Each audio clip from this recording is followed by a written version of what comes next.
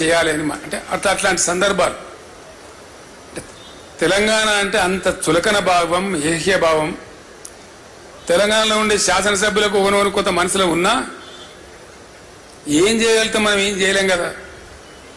నేను మీటింగ్లో పెట్టినప్పుడల్లా ప్రతివాడు అన్నా మన ఉద్యోగాలు పోతే తప్ప మన తెలంగాణలో మనం నమ్మరు, ఇది అయ్యేది కాదు పోయేది కాదు, వృధా ప్రయాస అనే ఒక నిర్లిప్తత, నిరాశ, అసహాయ పరిస్థితి ఎల్లడలా కనపడేది. ఈ నిర్లిప్తత ఎంత పెరుగుతూ పోయిందో తెలంగాణ పరిస్థితులు కూడా, సామాజిక పరిస్థితులు కూడా అంత దారుణంగా దిగజారుతూ పోయినాయి.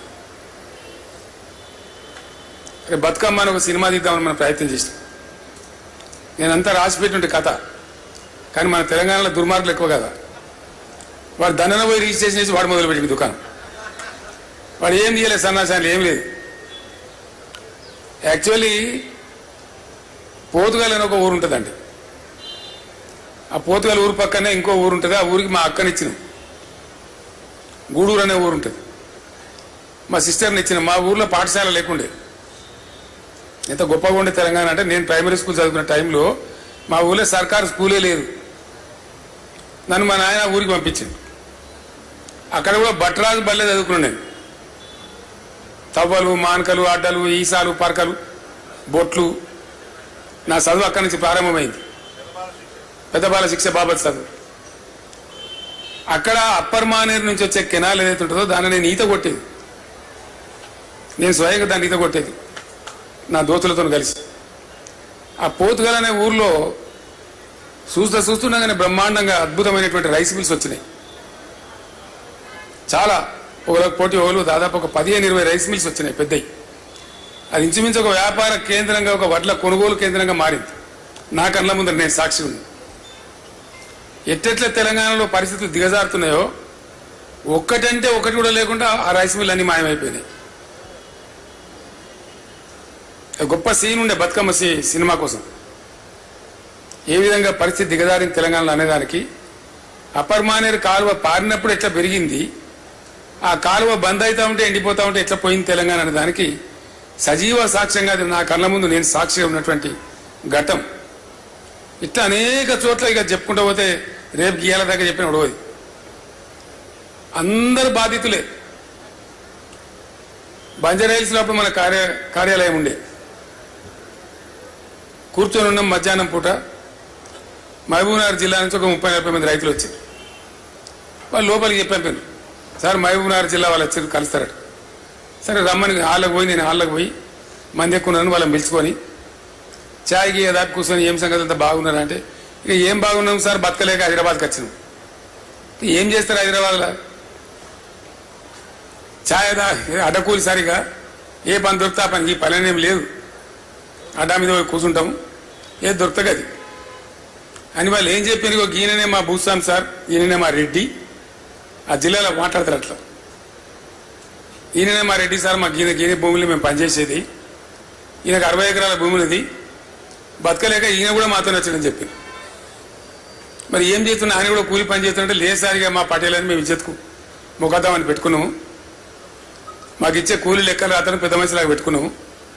మా కళ్ళ ముందే ఆయన కూలి చేయడం ఇష్టం లేక అని కళ్ళకు నీళ్ళు తీసుకొని చెప్పారు వాళ్ళు. ఇటువంటి ఎన్నో రకాల బాధలు. మొత్తం పాలమూరు జిల్లా బొంబాయి బస్సుల కాలవాలం కావడం ఒక హృదయ విదారకమైనటువంటి దృశ్యం.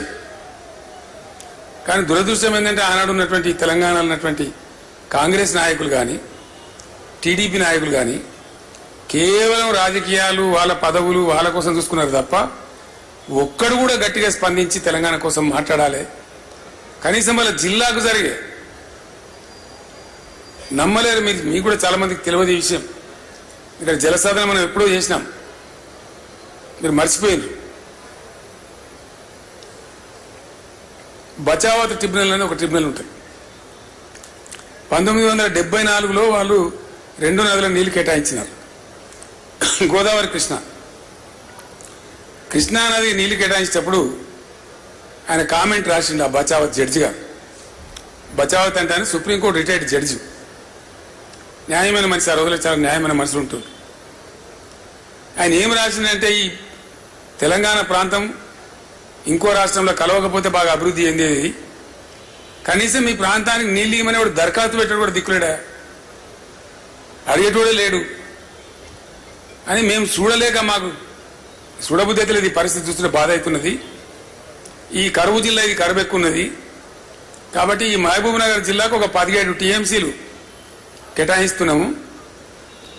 దీనికి వంకలు కుంటి సాగులు పెట్టి ప్రభుత్వాలు ఎగ్గొట్టద్దు, ఖచ్చితంగా ఈయన్నే కట్టాలి, ఈ జిల్లానే కట్టాలి ప్రాజెక్ట్ అని కండిషన్ పెట్టి జూరాల ప్రాజెక్టుకు ఒక 17 టీఎంసీలు కేటాయించాడు.